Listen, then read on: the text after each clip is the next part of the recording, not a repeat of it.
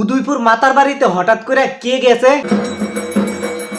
উনি যে মাতার বাড়িতে আয়া গেছে আমরার লাগে ভালো হয়েছে না খারাপ হয়েছে সবকিছুই তোমরা এই ভিডিওতে জানতে পারবা। কিন্তু এখন ফেসবুকে ঢুকতে পারি না, ঢুকলোই দেই শুধু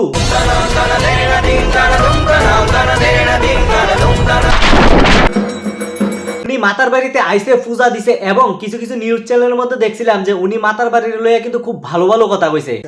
বাইরের থেকে কোনো লোক আয়া যদি কয় যে আমাদের পরিবেশটা খুবই ভালো, এটা কিন্তু আমাদের কাছে গর্বের বিষয়। ঠিক বলেছিস। উনি মাতার বাড়িতে আইসে পূজা দিছে, ঘুরছে গাড়ছে, আবার গেছো গা। কিন্তু এদিকে ফেসবুক এখন ঢুকলোই দেখি এই যে ফটোরি বানাইতেছে বেশিরভাগই কিন্তু এআই দিয়ে বানাইতেছে। কেউ ঠিকঠাক ভাবে বানাইতে পারতেছে, আবার কেউ বানাইতে পারতেছে না। এই যে ফটোটা দেখো মোটামুটি কিন্তু একদম ঠিকঠাক লাগতেছে, মানে এআই দিয়ে বানাইছে যে একদম বুঝোই জানা। আবার এই ফটোটা দেখো, এটা কিন্তু বোঝা যাইতেছে যে এটা এডিট করে লাগানো হয়েছে। তো তার মানে বুঝলাম যে এআই সবাই ব্যবহার করতে পারে না, অনেকে ঠিকঠাক ভাবে বানাইতে পারতেছে, অনেকে আবার বানাইতে পারতেছে না। আর হ্যাঁ, তোমরা যে এডিট করতেছো সারার আগে একটু ভালো করে দেখা লইও।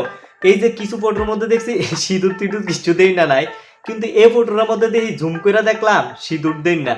হয়তো বা একটু ভিউজের দান্দা তোমরা এরকম করতেছো যে এডিট করে সেটা ছবি ছাড়তেছো, কিন্তু এখানে ভালো করে দেখে টেকে তারপর সাইরাও পরে দিয়া কিন্তু দরবারে বইরা যাইবা। ঠিক বলেছিস। আর তোমরা অনেকে আছো এডিটই করতে পারো না, বন্ধু বান্ধবের কইতাছো যে আমারও একটা ফটো এডিট করে দে।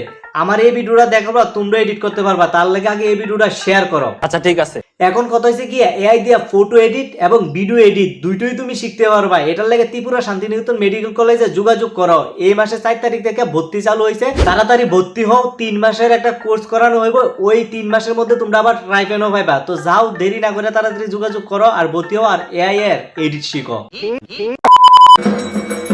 এই যে উনি উদয়পুর মাতার বাড়িতে আইছে, এটার লাগে আমরা ভালো হয়েছে না খারাপ হয়েছে? অবশ্যই ভালো হয়েছে, কারণ আগে নাকি ত্রিপুরার মানুষ খুবই কম চিনতো। কিছু কিছু লোকে যদি জিগাইতো যে তোমার বাড়ি কই, যদি কইতাম ত্রিপুরাত, ভালো করে চিনতোই না, কইতো এটা আবার কোন জায়গায়। কিন্তু এখন অনেক নামি দামি ব্যক্তি কিন্তু এখন ত্রিপুরাতে আইতাছে। এটার লাগে কিন্তু আমরা খুবই খুশি হওয়ার কথা, কারণ সবাই এখন ত্রিপুরারে আস্তে আস্তে সবাই চিনতাছে। আমি মনে করি এটা সম্ভব হয়েছে সোশ্যাল মিডিয়ার কারণে, কারণ ত্রিপুরার মধ্যে কিন্তু অনেক সুন্দর সুন্দর জায়গা আছে যেগুলি ভিডিওর মাধ্যমে মানুষ তুলে ধরতেছে এবং সবাই দেখতেছে। তার লাগে আমি কমু সবাই ভালো ভালো কন্টেন্ট তৈরি করো, যাতে মানুষ দেখে কয় না হ্যাঁ খুবই ভালো কন্টেন্ট তৈরি করে। ঠিক বলেছিস। আমি জানি না আমি তোমরা ঠিকঠাক ভাবে বুঝাইতাম পারতাছি নি, বা আমার কথাটি তোমরা বুঝতে পারতাছো কি না। যদি আমার কথা তোমরা বুঝতে থাকো তাহলে এই ভিডিওটা অবশ্যই শেয়ার করো। হ্যাঁ, আজকের ভিডিওটা এই পর্যন্ত। ভিডিও ভালো লাগলে একটা শেয়ার আর পেজটা ফলো করো। দেখা হবে পরবর্তী একটা নতুন ভিডিওর সাথে। ততক্ষণ পর্যন্ত সবাই ভালো থেকো।